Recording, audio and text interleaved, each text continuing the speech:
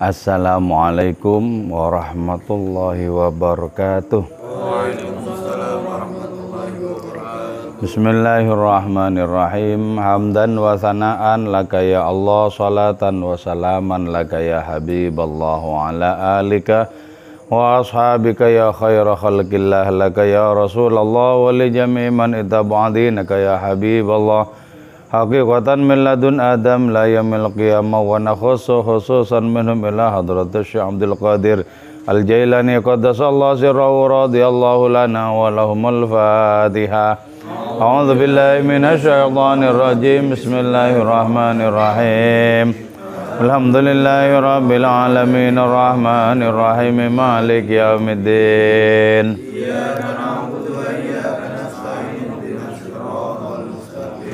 صراط الذين أنعمت عليهم غير المغضوب عليهم ولا الضالين آمين لتقربنا إلى الله تعالى لمحبتنا إلى رسول الله صلى الله عليه وسلم لسلامتنا في الدين والدنيا والآخرة لقضاء ديوننا لقضاء حاجاتنا من هوائج الدنيا والآخرة لتيسير أرزاقنا حلالا طيبا مباركا كثيرا واسعا لصحة أجسادنا وقلوبنا لشفاء أمراضنا ظاهرا وباطنا لدفع البلايا والمحن والفتن والأمراض والأسقام ولمنافعنا لمصالحنا لأهل بيتنا وأولادنا وذرياتنا وجوارنا وأصدقائنا وجميع المسلمين والمسلمات والمؤمنين والمؤمنات الأحياء منهم والأموات والأعز الإسلام والمسلمين بجودك يا الله بشفاعة نبيك يا الله ببركة أوليائك يا الله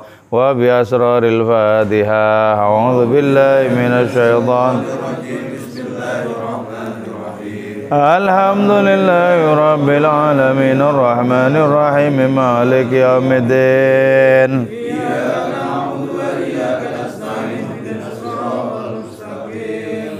صراط الذين أنعمت عليهم غير المغضوب عليهم ولا الضالين آمين.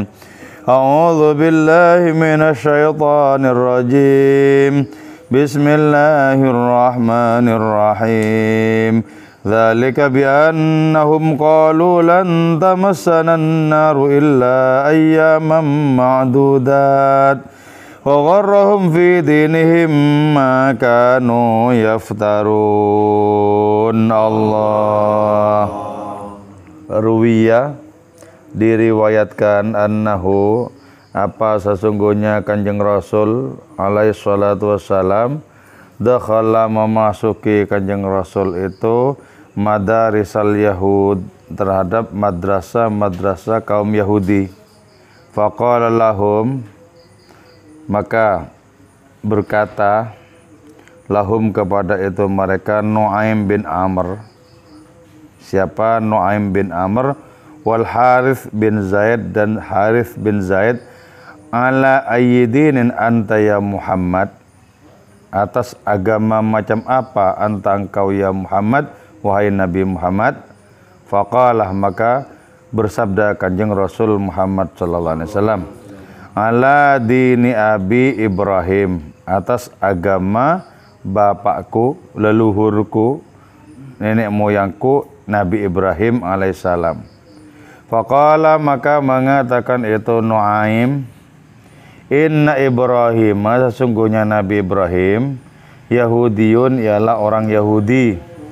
Faqala maka bersabda Kanjeng Rasul Muhammad sallallahu alaihi wasallam, halummu kitabakum, mari bawa ke sini kitab suci kalian, liyahkuma, agar menjadi pemutus perkara itu kitab, bainana di antara kami, wa bainakum di antara kalian. Fa angkara alaihi maka mengingkari itu Nu'aim dan Al Harith alaihi terhadap Kanjeng Rasul, wa amtana'a dan mencegah itu keduanya an ihdarihi dari mendatangkan kitab suci. Fanazalat maka turunlah ayat berikut ini. Ini tadi yang dibaca itu berkaitan dengan asbabun nuzul atau sebab turunnya ayat. Jadi ayat itu ada kalanya diturunkan oleh Allah Ta'ala karena sebab tertentu. Nah, penyebab turunnya ayat itu disebut asbabun nuzul. Ada juga ayat-ayat yang dianugerahkan, yang diturunkan oleh Allah Ta'ala kepada nabinya tanpa asbabun nuzul, tanpa adanya sebab-sebab yang ditanggapi oleh ayat itu. Jadi ada kalanya ayat itu turun karena ada sebab tertentu, ada kalanya ayat turun bukan karena sebab tertentu. Nah, ini yang kita bicarakan ini, nanti yang akan kita jelaskan ini, ayat itu didahului oleh asbabun nuzul, oleh sebab-sebab turunnya ayat. Nah, sebab-sebab turunnya ayat di sini berikut ini adalah bahwa suatu saat Kanjeng Rasul Muhammad SAW itu pernah memasuki madrasahnya kaum Yahudi. Nah, orang-orang Yahudi di situ, di tempat-tempat pembelajaran kitab suci mereka itu, kemudian bertanya kepada Nabi, ala ayyidinin anta ya Muhammad, agamamu itu agama apa Muhammad? Nabi kita kemudian menjawab, agamaku ini adalah agama kakek moyangku Ibrahim. Jadi itu yang disebut sebagai agama Hanif, agama yang ditandai dengan adanya berpasrah diri secara total terhadap Allah Subhanahu wa Ta'ala. Agama yang lurus, agama yang diproyeksikan untuk keselamatan umat manusia, yaitu agama Islam itu substansinya. Nah, Nabi Ibrahim ini leluhur Kanjeng Rasul Muhammad SAW lewat jalur Nabi Ismail. Jadi Nabi Ibrahim melahirkan Nabi Ismail. Dari Nabi Ismail ini lahir keturunan, dan tidak ada nabi setelah Nabi Ismail kecuali Nabi Muhammad SAW. Dan rupa Nabi Muhammad itu mirip sekali dengan rupanya Nabi Ibrahim.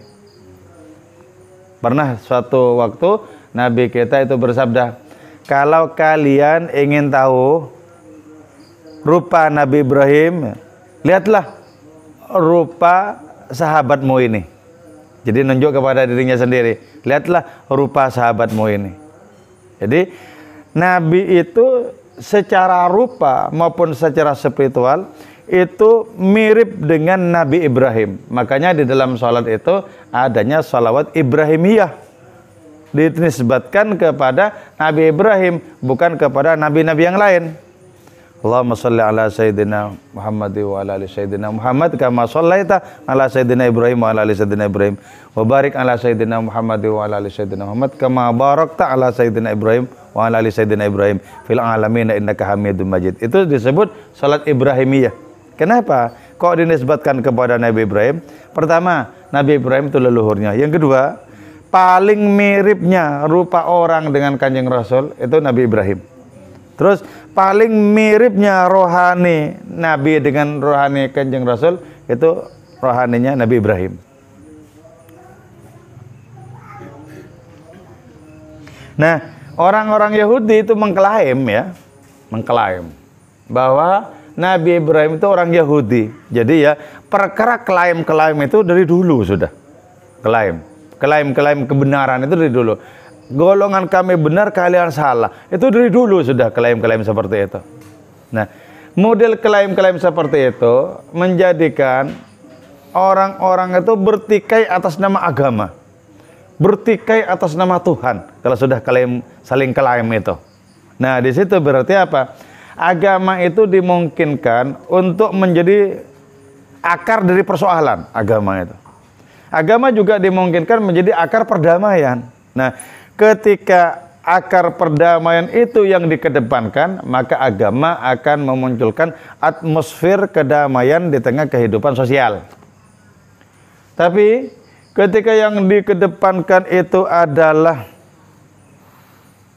bukan akar dari perdamaian itu, tapi akar dari klaim-klaim itu loh. Klaim-klaim yang sempit, nah itu agama menjadi sumber dari pertikaian. Nah, akhir-akhir ini seringkali digunakan agama itu sebagai sumber pertikaian. Jadi ketika orang meyakini bahwa hanya kelompoknya yang benar, di saat yang bersamaan meyakini kelompok orang lain salah. Makanya bab-bab tentang penistaan agama itu, ini menistakan agama, itu menistakan agama dan semacamnya, itu rame. Padahal ya, orang-orang yang menyebut orang lain menistakan agama itu, yang menyebut menistakan agama itu juga menistakan. Contohnya apa? Wajahnya serem. Nabi kan gak pernah serem wajahnya. Itu menistakan agama yang sesungguhnya. Nabi itu senantiasa membagi-bagikan wajah yang cerah, bukan yang serem, yang cerah, yang membuat enak siapapun yang berjumpa dengan Nabi. Bahkan orang asing sekalipun itu hatinya merasa terbelai di hadapan Nabi, merasa mendapatkan kasih sayang di hadapan Nabi. Nabi itu adalah aunul gharib, pertolongan terhadap orang yang asing. Jadi orang asing sekalipun merasa langsung mendapatkan adanya simpati dan adanya sikap yang hangat dari Nabi langsung. Itu dari saking baiknya akhlak Nabi. Jadi yang seringkali menyebut orang lain melakukan penistaan, itu juga sesungguhnya melakukan penistaan dengan adanya perbuatan-perbuatan yang tidak dicontohkan oleh Nabi juga. Tapi kemudian menjadi jelas bagi kita bahwa agama di saat itu menjadi kendaraan politik. Jadi kalau agama sudah menjadi kendaraan politik, itu tandanya akan terjadi kegaduhan-kegaduhan. Jadi kalau sudah agama. Nah sementara orang-orang awam, orang-orang bodoh itu gampang termakan oleh jargon-jargon agama. Padahal agama sudah dijadikan kendaraan politik. Termakan kemudian, ditelan mentah-mentah. Akhirnya menjadi bagian dari kalangan sumbu-sumbu pendek itu. Dikit-dikit meledak, dikit-dikit terbakar. Di manakah letak kedamaiannya kalau begitu? Kan gitu. Kong kita hidup di Nusantara dari zamannya nenek moyang dulu. Kan penuh dengan adanya toleransi, perdamaian. Biarpun kita berada di tengah perbedaan-perbedaan. Kan gitu. Nah akhir-akhir ini semakin menjadi keruh. Karena agama dijadikan kendaraan politik itu. Nah itu sudah mulai ya. Agama itu dijadikan kendaraan politik itu sudah mulai bergulir. Kenapa dijadikan kendaraan politik? Karena sangat mudah untuk merekrut orang awam.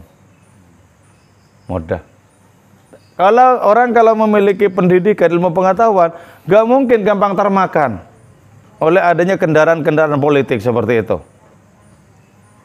Jadi adanya klaim-klaim itu sudah dari dulu. Diklaim bahwa Nabi Ibrahim itu orang Yahudi. Nabi kemudian bersabda, coba ayo bawa ke sini kitab suci kalian untuk menjadi hakim antara kami dengan kalian. Coba hakimnya pakai kitab suci kalian. Apa kalian yang benar bahwa Nabi Ibrahim itu orang Yahudi, atau aku yang benar bahwa Nabi Ibrahim itu berpegang kepada agama Hanif, agama yang lurus, bukan orang Yahudi. Nah, kemudian setelah ditantang oleh Kanjeng Nabi seperti itu, akhirnya keduanya itu menolak untuk mendatangkan kitab suci mereka. Keduanya itu tidak mau menghadirkan kitab suci itu. Maka kemudian turunlah ayat berikut ini. Dzalika bi annahum qalu. Dzalika adapun hal itu at-tawalli berpaling wal i'rad dan berpaling. Min kasratil khaslatiz dzamimati ialah termasuk dari sekian aneka ragam hal yang tercela, wadidanatil khabithah dan kebiasaan yang buruk, al-murtakaza yang terpusat, fi nufuzihim di dalam nafsu-nafsu mereka, al-mansuba yang dinisbatkan ila dinim kepada agama mereka, iftiraan seraya mengada-ada. Jadi ya, adanya keberpalingan ya mereka dari kebenaran, yaitu di hadapan Rasulullah, kebenaran yang dibawa oleh Rasulullah. Mereka itu berpaling, itu sesungguhnya merupakan sekian perilaku mereka yang buruk itu. Jadi tidak hanya itu perilaku mereka yang buruk, merupakan kebiasaan mereka yang keji, yang berpusat di mana? Di nafsu-nafsu keruh mereka. Jadi ketika nafsu-nafsu itu menjadi nakoda bagi adanya dalil-dalil agama, ajaran agama, maka agama akan menjadi keruh karena dijadikan kendaraan politik di saat itu. Banyak negara-negara Timur Tengah yang rusak karena diserang oleh berbagai macam kendaraan politik itu. Kendaraan politik. Karena kendaraan politik itu masih efektif untuk merekrut orang-orang awam. Coba ya ketika ISIS itu didirikan, yang sesungguhnya yang berada di balik pendirian ISIS itu aktornya adalah orang-orang Amerika. Banyak dari Indonesia itu berangkat dengan cara membakar paspor Indonesianya loh. Dengan harapan di sana mereka akan menjadi hidup tenang, tentram, penuh dengan kecukupan. Ternyata perempuan-perempuannya di sana dijadikan budak seks. Ya. Ternyata di sana janji-janji yang berupa gaji itu enggak sebagaimana yang dijanjikan itu. Di sana terlontang-lantung. Akhirnya mereka menyesal ke sana. Akhirnya ingin pulang ke Indonesia. Tidak boleh sama perintah Indonesia. Itu kan betapa sangat mudah orang awam direkrut dengan adanya jargon-jargon agama. Seolah-olah gitu ya, seolah-olah apa yang berkaitan dengan perkara eskatologis, perkara akhirat itu kemudian bisa diklaim, bisa dimonopoli itu loh. Surga punya kami, bukan punya mereka. Seolah-olah seperti itu. Diklaim seperti itu. Jadi kalau begitu berarti apa? Luasnya ajaran agama itu kemudian dibikin sempit oleh pemahaman-pemahaman yang sempit. Sama dengan misalnya ya, ada ayat yang mengatakan bahwa bersedekah 1 balasannya 10, bersedekah 10 balasannya 100 dan sebagainya. Kemudian diwadahkan, dimaterikan. Loh ya nggak benar dimaterikan. Memang karunia Allah cuma materi ya Pak? Ya enggak. Sehat itu karunia, selamat dari berbagai macam bencana karunia. Banyak sekali macamnya karunia. Akur dengan istri saja karunia. Karunia. Jadi itu kemudian tidak dihitung. Yang dihitung itu bernuansa materi. Kalau nyumbang 100 maka dapat 1000, nyumbang 1000 dapat 10.000, nyumbang 10.000 dapat 100.000, nyumbang 100.000 dapat 1 juta, terus begitu. Wah, itu pembodohan itu. Pembodohan.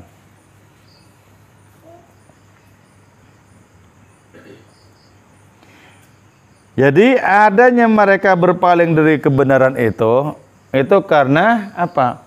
Karena keruhnya nafsu mereka yang menguasai mereka, berpaling kemudian. Padahal ya yang namanya mata hati itu kan jujur, tahu sebenarnya ini sakjane bener ya, bener. Cuman karena angkuh, maka ditolak apa yang benar itu. Sebenarnya kalau ilmunya lebih dari cukup, Jadi betapa banyak orang yang ilmunya itu sudah banyak, tapi amalnya kedodoran di belakang. Buktinya apa? Amalnya tidak sesuai dengan ilmunya. Makanya hati-hati loh ya, kalau pintar ceramah kok tidak pintar mengelola perbuatan, tidak pintar mengelola amal, hati-hati loh itu. Itu yang akan dimurkai Allah Ta'ala. Kabura maqtan indallah antakulu ma la taf'alun. Sangat besar murka Allah Ta'ala kalau kalian itu mengatakan sesuatu yang kalian tidak melaksanakan. Sangat besar. Jadi makanya hati-hati ya, sebagai orang tua, termasuk juga ngomong ke anak dan sebagainya. Hati-hati. Kalau kita tidak mengamalkan, jangan kemudian, Bu, sholat malam nak, sholat malam. Ya enggak sholat bapaknya. Wah, gimana? Itu ditertawakan oleh cecak dan ayam. Jadi dirinya enggak sholat malam. Bu, sholat yang tepat waktu. Bapaknya ngetret sholatnya ke jam 7 itu. Ya enggak benar. Jadi hati-hati. Nah, al-mansubah ila dinihim. Adanya pengingkaran itu oleh mereka dinisbatkan kepada ajaran agama. Ini ajaran agama. Jadi tidak boleh menerima kebenaran dari luar. Yang bukan ajaran agama kemudian diyakinkan oleh mereka sebagai ajaran agama. Padahal agama tak mengajarkan. Sama. Kitab suci orang-orang Yahudi ini tidak mengajarkan bahwa Nabi Ibrahim itu orang Yahudi loh. Tidak mengajarkan. Tapi kemudian diklaim. Jadi betapa banyak orang-orang terdahulu itu mengatakan bahwa ini firman Tuhan, ini firman Tuhan. Padahal Tuhan tak berfirman seperti itu. Hanya untuk apa? Untuk gagah-gagahan dan menipu banyak orang. Nah, gitu lah. Jadi kan gini ya, orang itu kalau nggak pati alim tuh ya, itu berceramah di kalangan orang-orang yang awam itu bisa dipercaya juga itu, dipercaya. Karena tidak ada ukuran di kalangan yang mendengarkan itu, benar atau tidak sih ini, nggak ada ukuran. Jadi karena itu ya, kalau kita ingin kelihatan cerdas, maka sering-seringlah duduk dengan orang-orang yang tidak cerdas. Kita nanti jadi ketuanya. Jadi ketuanya. Karena jadi ketuanya, maka bisa berfatwa dengan panjang lebar. Yang dengerin manggut aja. Karena nggak ada ukuran keilmuannya itu, manggut saja.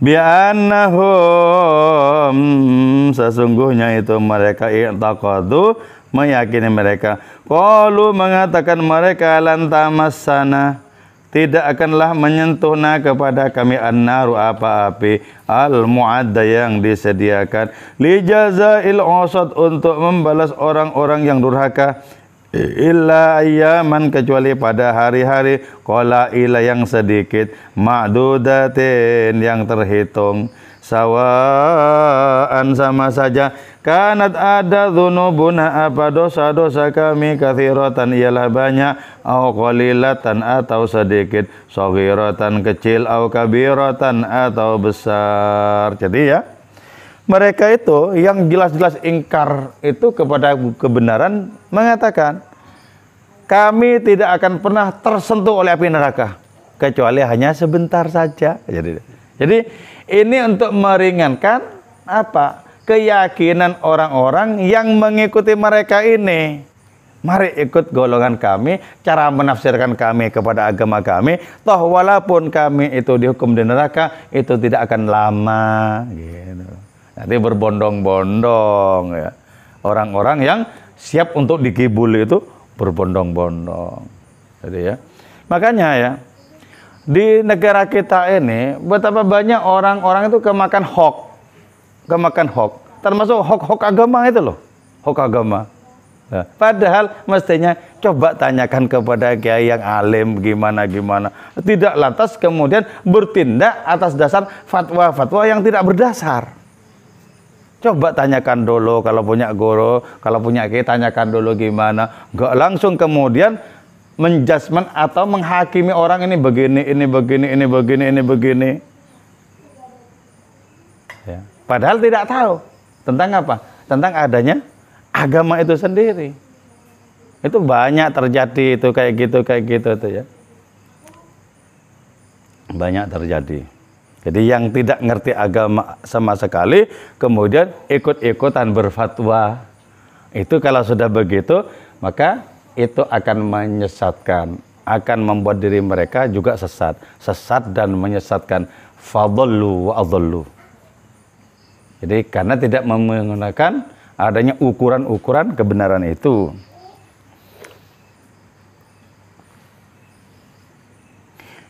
Mereka juga beranggapan sama saja, dosa kami besar atau kecil, hukumannya sebentar katanya. Dosa kami itu kecil atau besar, hukumannya sebentar juga, sama-sama saja kalau begitu. Jadi dibikin ringan di pandangan mereka dan di pandangan orang-orang yang mengikuti mereka, adanya hukuman itu dibikin ringan.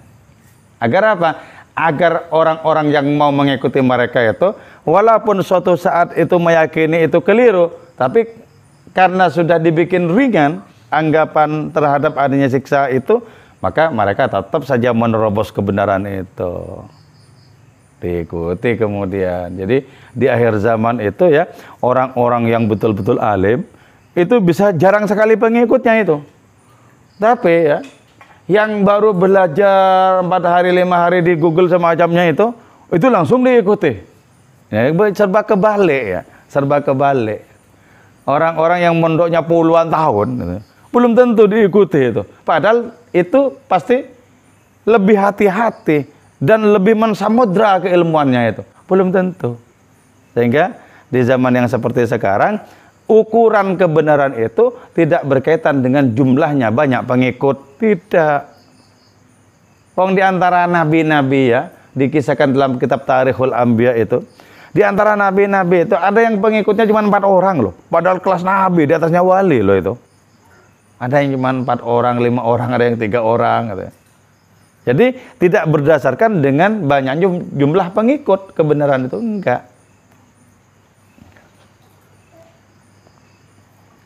Nah, sebenarnya apa? Wa gharrahum, dan telah menipuhum kepada mereka fi dinihim, dalam agama mereka. Ma, apa sesuatu kano yang ada mereka yaftarun, ialah membuat-buat mereka. Jadi mereka itu di dalam beragama tertipu oleh adanya hoax yang mereka ciptakan sendiri. Tertipu oleh adanya pandangan mereka yang tidak berdasarkan ilmu terhadap agama mereka.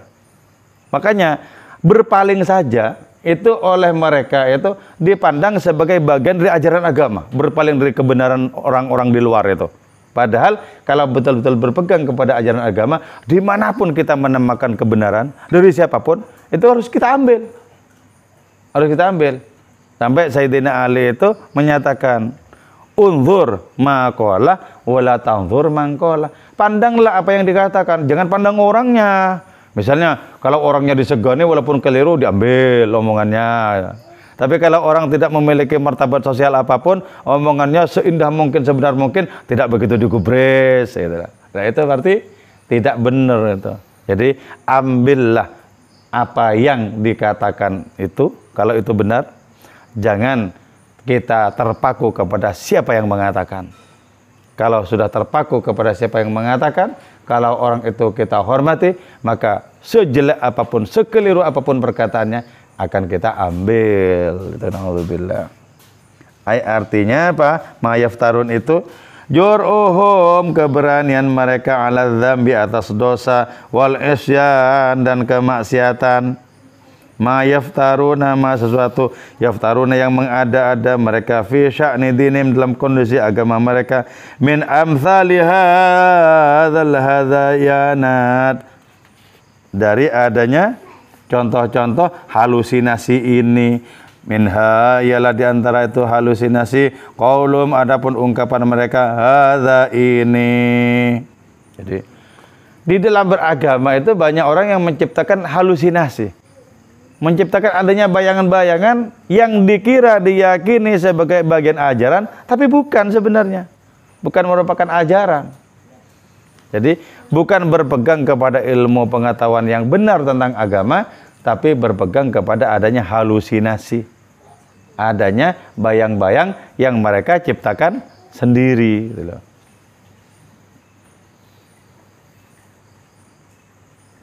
Jadi karena itu ya, di suatu negara, kalau sudah rame bab tentang penistaan, itu berarti sudah rame orang yang menjadikan agama sebagai kendaraan. Ini dikit-dikit penistaan, ini penistaan, ini penistaan. Padahal itu semata-mata untuk memojokkan dan memenjarakan orang. Wah, itu pertanda apa? Sudah darurat negara seperti itu, darurat. Sudah tidak ada adanya sikap yang moderat. Sudah tidak ada adanya toleransi, di mana dulu para nabi itu tidak boleh, tidak mesti bergaul dengan orang-orang kafir, karena orang-orang kafir itu menjadi medan dakwah mereka. Kalau sekarang bergaul sedikit dihukumi dengan man tasyabbaha biqaumin, siapa yang menyerupai suatu kaum maka termasuk kaum itu. Dikit-dikit tasabuh, dikit-dikit tasabuh. Lah, apa yang tidak tasabuh dalam kehidupan ini? Apa ini makan kayak gini murni dari produksi orang Islam zaman dulu? Ya enggak juga. Kayak gini juga? Ya enggak juga. Enggak juga. Dikit-dikit tasabuh, dikit-dikit tasabuh. Nah, itu kan hidup kemudian dijadikan sempit karena adanya politik yang mengendarai agama itu loh. Jadi sempit kemudian. Karena itu kalau suatu saat di sini, di Indonesia ini ada pilihan apa saja, jangan termakan oleh jargon-jargon agama. Jangan termakan oleh jargon-jargon agama. Agama yang dijadikan kendaraan sebagai politik, jangan sampai kita telan. Hati-hati. Misalnya, kalau ini tidak masuk surga, kalau ini bukan golongan kami, maka mayatnya harus tidak boleh disolati di sini. Wow, Berbahaya seperti itu, berbahaya. Nabi itu ada orang Yahudi saja meninggal lewat digotong depan Nabi, Nabi itu berdiri kok. Nabi, kata salah seorang sahabat, itu orang Yahudi loh yang meninggal. Bukankah juga itu manusia yang perlu kita hormati, sabda Nabi. Nah itu yang, jadi tidak kembali kepada Nabi, orang-orang yang menjadikan agama sebagai kendaraan politik itu, tapi kembali kepada pemikirannya sendiri yang sempit, yang menafsirkan agama dengan cara dipaksakan, dan dengan demikian orang lain harus salah. Harus salah. Jadi karena itu politik identitas agama itu mestinya kita tolak kok, politik identitas agama itu. Sebab pastilah orang yang tidak segolongan pasti dicap hitam, dicap kelam, dicap kafir dan lain semacamnya. Jadi itu yang kenapa kita harus berdoa untuk Indonesia setiap akhir ngaji itu ya. Moga-moga dilindungi oleh Allah. Yaitu maksudnya sudah banyak korban-korban di Timur Tengah. Kalau di Pakistan misalnya, Pakistan. Nah, orang yang tidak disukai itu, yang tidak di golongan kelompok tertentu itu, kemudian dicap sebagai kafir, dicap sebagai penista agama, kemudian digiring ke pengadilan itu. Digiring ke pengadilan. Sehingga apa? Tidak ada ketentraman, kemanusiaan, toleransi, itu menjadi tidak ada. Apa enak hidup seperti itu? Enggak enak. Enak itu hidup di dalam adanya kebersamaan, toleransi, kedamaian di tengah berbagai macam perbedaan, itu enak. Itu enak. Karena itu jangan kemakan. Nanti ini Indonesia kita jadikan negara Islam, jangan kemakan itu. Jangan kemakan itu. Indonesia ini bukan negara Islam, gak apa-apa, yang penting nilainya itu Islami. Apa Islam itu? Penuh dengan persaudaraan, menjunjung adanya kehormatan orang lain, kan gitu. Oke ya. Saya kira itu saja yang saya sampaikan. Moga-moga kajian kita ini senantiasa bermanfaat dan barokah untuk diri kita semua. Moga-moga kita semakin berdewasa di dalam beragama. Moga-moga hari-hari kita ke depan semakin bermartabat di hadapan Allah Subhanahu wa taala dan berguna bagi kehidupan sesama. Moga-moga kita dijauhkan dari berbagai macam bencana dan malapetaka, dijauhkan dari berbagai macam penyakit yang sulit obatnya.